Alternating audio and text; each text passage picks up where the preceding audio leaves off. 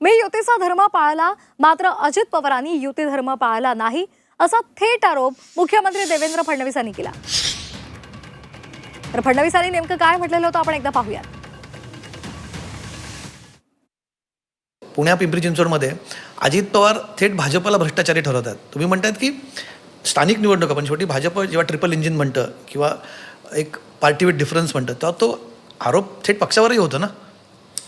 असं आहे बघा, पहिली गोष्ट तर आम्ही निवडणुकीच्या आधी हा निर्णय केला होता, जिथे शक्य असेल तिथे युती करू. काही ठिकाणी स्ट्रॅटेजिकली युती न करणं हे बरोबर ठरेल, त्या ठिकाणी फ्रेंडली फाईट करू. त्यामध्ये मात्र आणि पिंपरी चिंचवडमध्ये स्ट्रॅटेजिकली आम्ही सुरुवातीलाही चर्चा केली होती आणि मी ते अनाऊन्सही केलं होतं, काही लपवून नाही ठेवलं कोणापासून, की इथे दोन प्रमुख पक्ष आहेत, भाजप आणि राष्ट्रवादी. बाकी पक्ष हे छोटे आहेत तिथे तुलनेनं, त्यांचं फार अस्तित्व नाही आहे. आम्ही जर अलायन्स करण्याचा प्रयत्न केला तर दोघांचेही जे कार्यकर्ते आहेत मजबूत आहेत, यांना जागा मिळणार नाही आणि त्याचा फायदा घेऊन आयतं उभाठा आणि शरद पवारांची पार्टी, नंतर शरद पवारांची पार्टी त्यांच्या सोबत आली, हे आमच्याच उमेदवारांना त्या ठिकाणी उमेदवारी देतील आणि त्यातनं एक प्रकारे त्यांना आयते अशा प्रकारचे लोक मिळतील.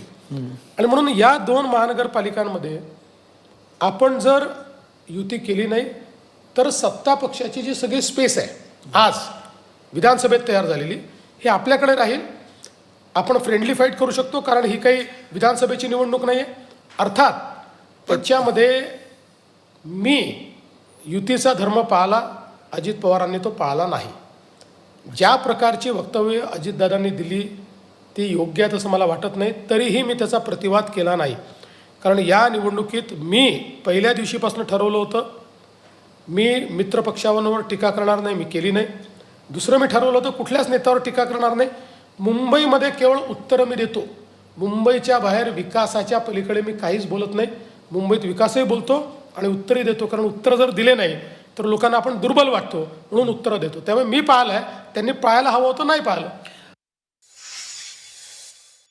तुम्ही म्हणतात की तुम्ही स्थानिक पातळीवरच्या कारभारावरती टीका करतायत, स्थानिक कारभारी, स्थानिक नेते, पण तिकडनं मात्र असं होताना दिसत आहे. सगळ्यात पहिले म्हणजे काल देवेंद्र फडणवीसांचा मी सकाळी जेव्हा त्यांचा इंटरव्ह्यू केला, त्यांची मुलाखत केली, तर देवेंद्र फडणवीस म्हटले की आम्ही हे ठरवलं होतं की आम्ही स्थानिक पातळीवरती बोलू, आम्ही संयम पाळला, मात्र अजित पवारांचा संयम ढळला आहे.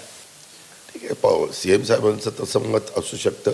मी 13 तारखेचं मतदान झाल्यावर मी त्यांच्याशी बोलू. ते हे म्हणतात की युती धर्म पाळला नाही अजित पवारांनी. आम्ही बोलू ना, ते आमच्या दोघातला प्रश्न आहे ना. आम्ही सरकारमध्ये जात असताना आम्ही त्यांच्या वरिष्ठांशी चर्चा करून गेलेलो आहे, आम्ही काही खालच्यांशी चर्चा केली नाही आहे. त्याच्यामुळं ज्यांच्याशी आम्ही चर्चा करून सहभागी झालो केंद्रात आणि राज्यात, त्यांच्याशी मी चर्चा करीन. म्हणजे फडणवीसांच्या वरिष्ठांशी?